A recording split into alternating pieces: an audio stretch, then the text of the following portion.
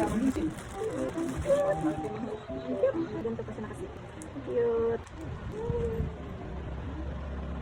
Hala. Ayan ang makeup. Para siyang towel. Pero, pwede mo siyang gawin lagayan ng makeup. So, makeup. Yan, nandiyan na siya. Ayan. So, ayun na siya. Nandiyan na siya sa loob. O, tapos lagay mo na lang sa bag niya.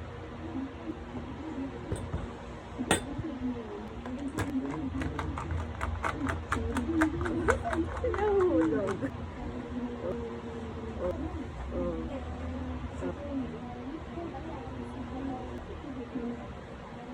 Cute.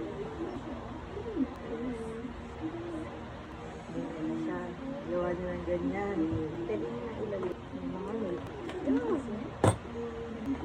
So, anong alo na mo?